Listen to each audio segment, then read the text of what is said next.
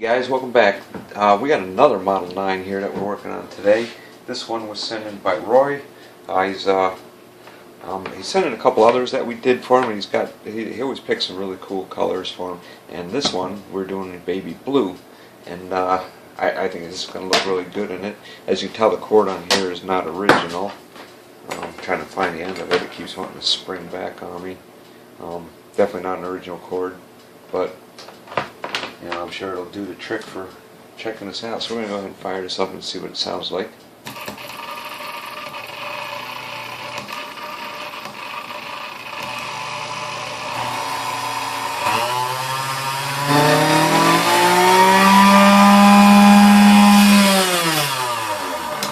Alright, despite the lower speeds being way too low, it actually runs. So, you know, and I was pretty sure that it would,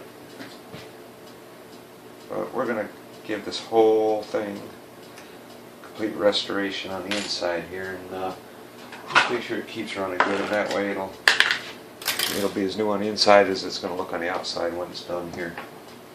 So let's get a couple tools together here.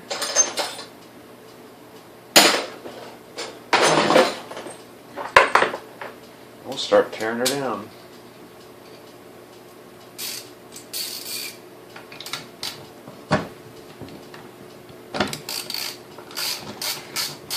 Overall, on the outside, this one doesn't look too bad. It looks more faded than anything, as you can tell by the original Sunbeam logo on there. And this is another one that's one of the later Model 9s with it doesn't have the shield logo on it, but you can tell it's pretty faded out. But we've got new decals for these, so this will get a new decal and it'll look good as new. Alright, not really a lot of debris and stuff in here. There's a little bit, but you know, we see them far worse than that all the time. Let's take a look at the brushes on here and see what kind of shape they're in.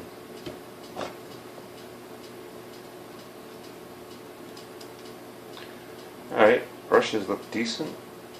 Not seeing anything wrong with those. Length is good. And, you know, when I pull these out, the brushes look really good. I never know if they were replaced at some point or not, because some of these machines did have maintenance on them, you know, in their lifetime, and had brushes replaced and stuff like that. So you just never really know until you get in there. And, you know, once you start getting inside the machine, you know, and getting a better look at the armature and stuff like that, you know, looking for more signs of wear. You know, and if you see a lot of wear on the inside but brand new brushes, then you know that they were just replaced because the other ones wore out. But if everything looks decent in there, no wear, and the brushes are good, that's a good sign. It's probably a pretty low mileage machine.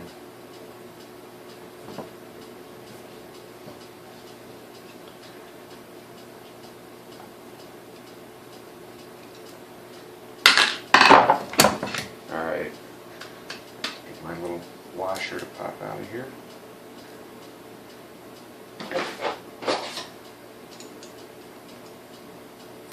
There we go. Yeah, see, this looks pretty clean on the inside here too.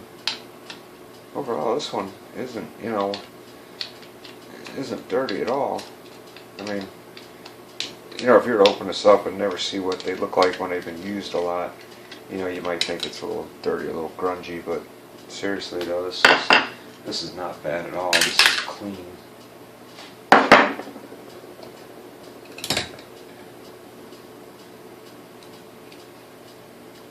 It seems like the main grunge on here is just the old oil and grease that's, you know, run down through everything and got it a little funky looking. But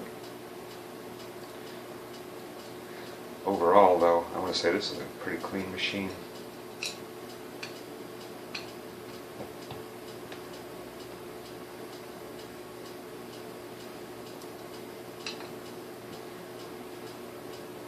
Of course, I've been fooled before too. There's been some that, you know, they must have had service at some point, and a lot of these exterior parts were cleaned up, you know, like in here and under the cap. were cleaned up during their service, but inside the machine was so packed full of dirt.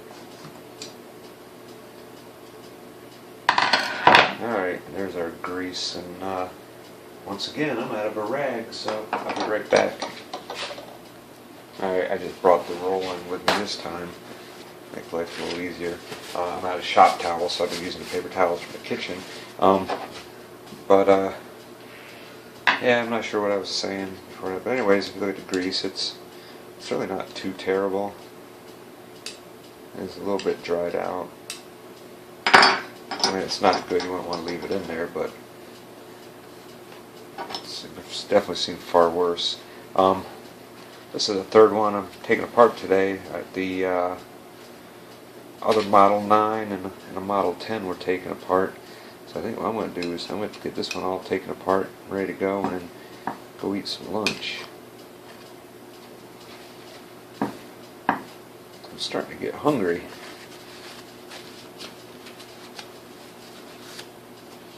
And greasy. Alright, I'm going to raise this up so you guys can see here. Throw the greasy parts over there. Get some of this goopy grease out of here.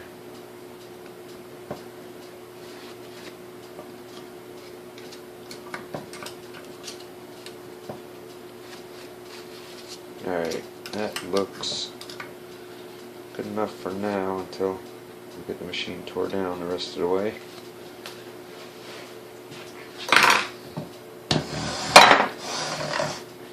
Alright, I'm going to go ahead and pull this whole rear cap piece off here.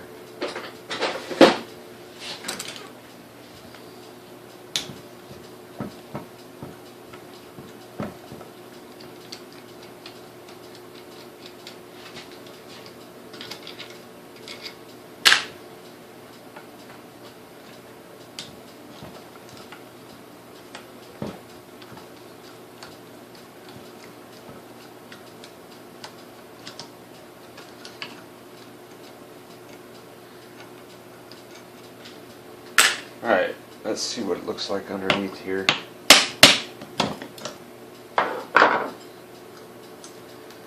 Alright, I can see this here. As you can tell, this would be the top of the cap. Right here is the top. This would be down at the bottom. So this is stuff that comes out of the capacitor when the capacitor goes bad. So that means the capacitor is leaking. So we're going to have to change that out. But it's really, aside from that and some of the crust and from the resistor and a little bit of flour, there's not really a lot of carbon buildup in here, which is usually, that's usually a good sign that it hasn't seen a whole lot of use. So I'm gonna go ahead and pull these oil wicks out of this bottom piece here. Or I call it bottom, the back piece.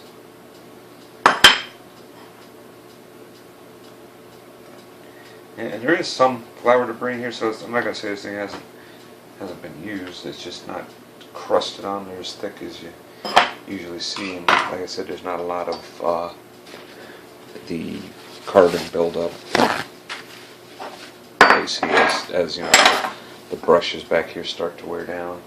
Alright, let's get this resistor out of here. And there's a lot of flaking coating on it. That doesn't necessarily mean anything though.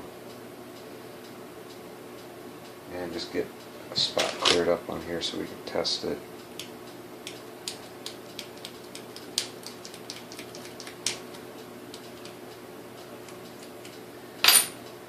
Alright, let's break out the tester again and make sure you guys can see it.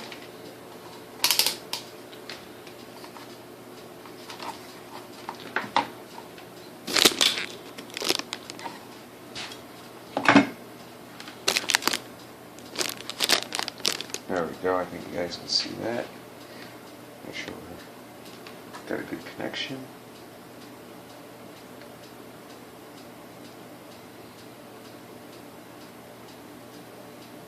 Alright, that one is reading 256, so that means if I put it to 200, we're not going to get a reading.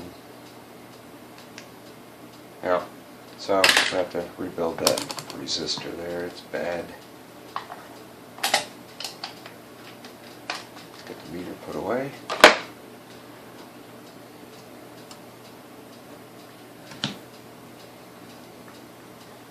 Alright, yeah. You can tell this was definitely leaking from the inside there, so that's no good, so we'll have to replace the capacitor as well. Now, take a look here at these secondary brushes.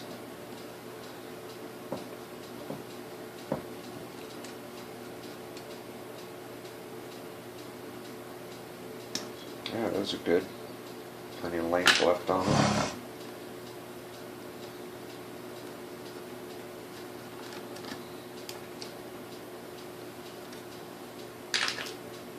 Alright, get this speed control off of here.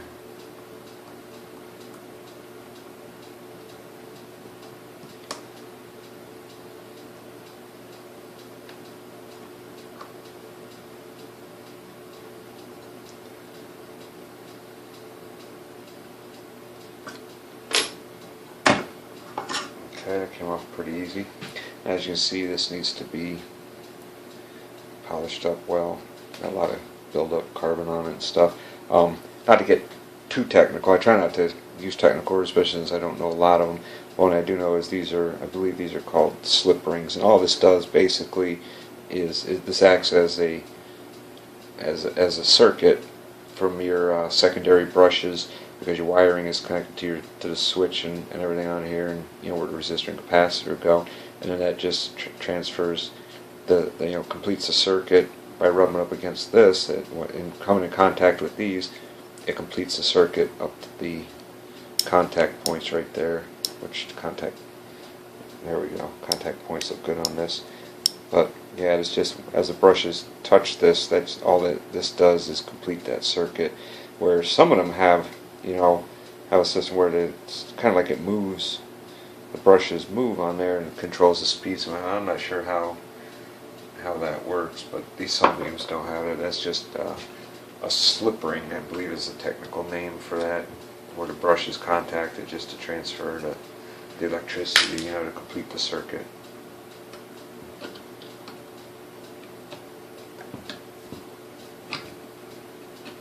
It's basically a electrical connection that's able to move.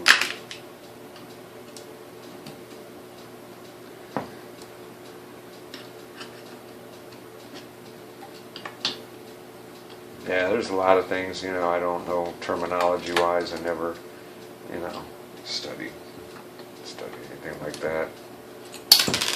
This is one of those things, I just picked up. I mean, there was no schooling and textbooks and, all that good stuff.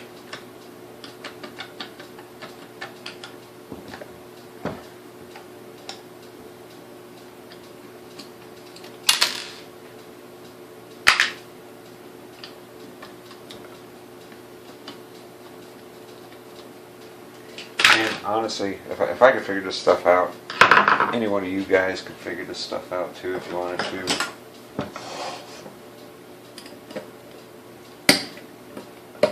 How to figure out what's wrong with these if they don't work, whatever. Because I'm more mechanically inclined. When it comes to nuts and bolts and stuff like that. I feel perfectly comfortable repairing anything on a vehicle. It took me a little while to be able to do this stuff here for somebody else. I mean, I did a few on my own first, and then gave them away. Wow, that does not want to come out. Ended up giving them away, as gifts or whatever, and then I did a couple that I sold, and then it eventually turned into this. And like I said, if I could figure it out, I think any of you guys that want to do this could figure it out as well. So sometimes you got to be a little creative to get some of these parts off of there.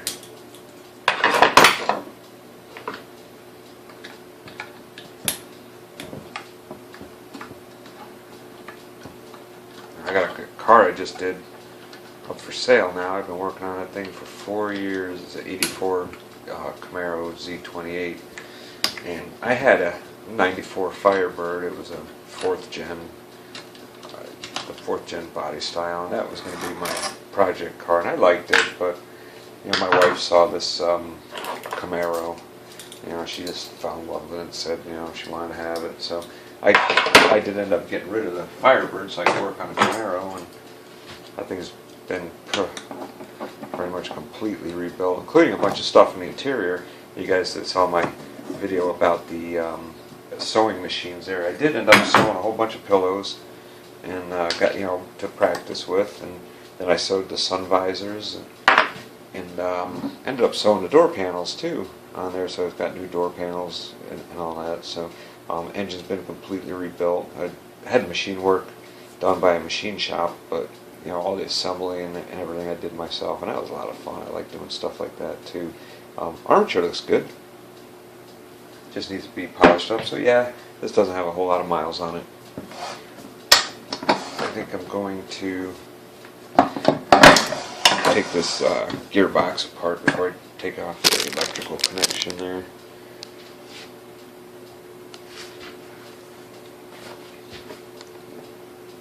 Everything turns nice and free. It's always a good sign.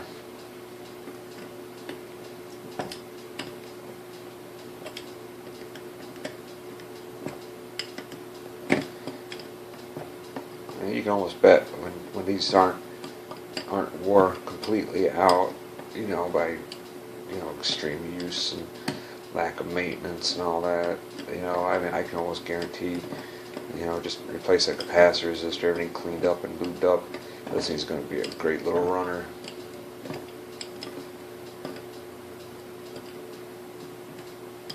Yeah, I'm really excited to see this in baby blue because that's a really cool light color.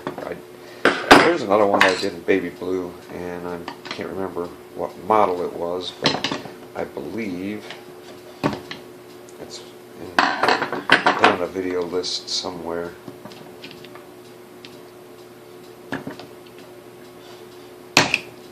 Okay, I've got this completely loosened up here, but yet cannot get the shaft to come off. So I'll have to work on that. Let me see if I can get this one off at all. This one I think will move.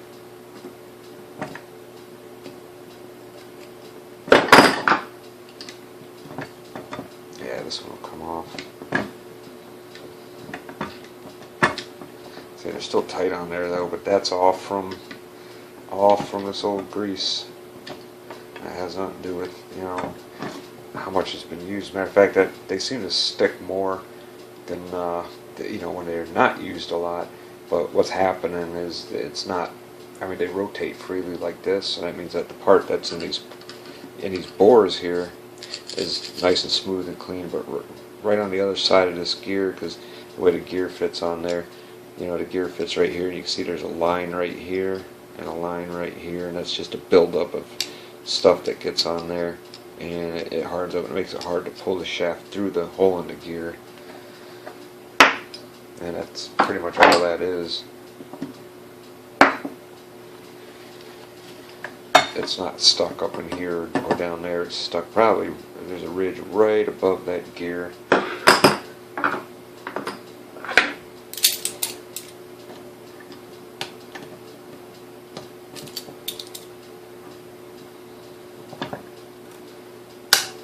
So, I'm going to see if I can get her to break loose from that ridge there.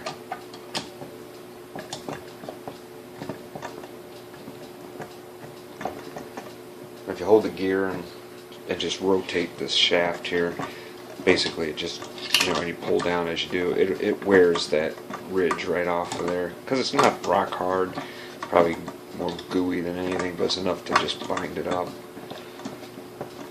As you can see, it's starting to come out now.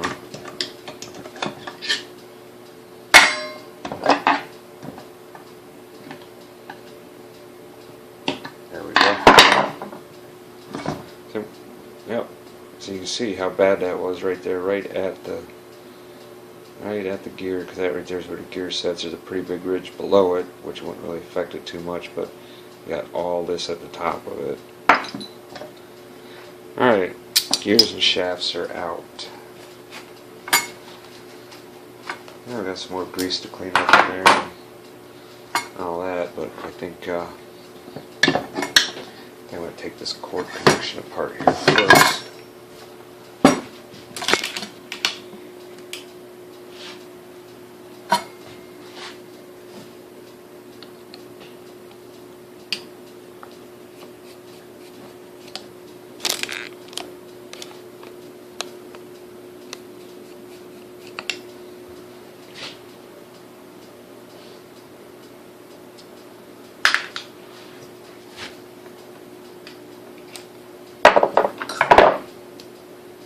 I was kind of hoping that it would have popped right off, since the cord was obviously replaced here at some point.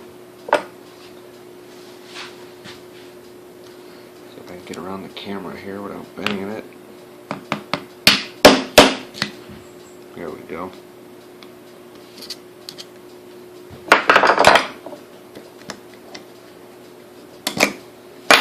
Set that aside.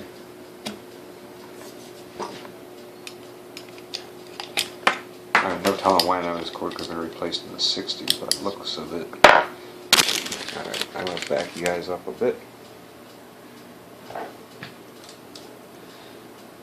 Yeah, look at those gobs of solder in there. Now, when we put it back together, we're going to do it a little bit neater than that.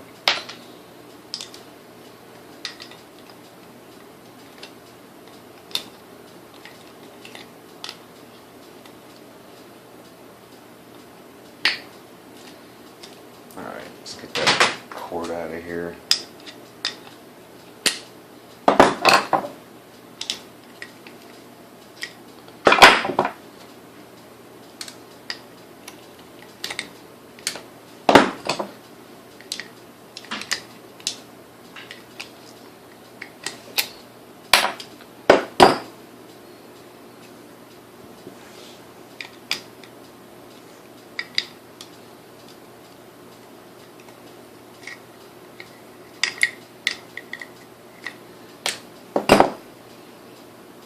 Should be able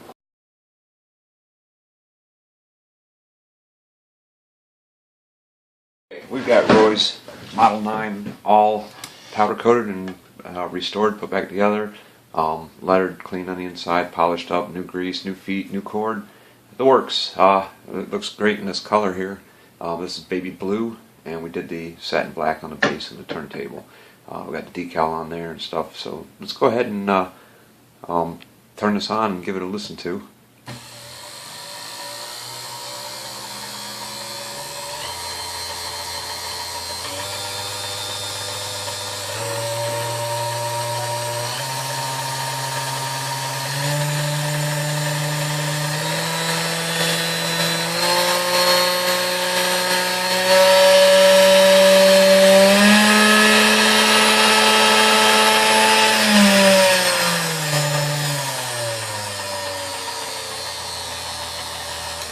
Alright, as you can tell, she's a runner. The bearings on the turntable are all lubed up. That thing turns nice and free. So I'm going to go ahead and get the last of my fingerprints wiped off this thing. We'll get it packed up and on its way back down to Florida. And if you guys have any questions or comments, leave them down below. I will get to those as soon as I can. And as always, thanks for watching, and we will see you on the next one.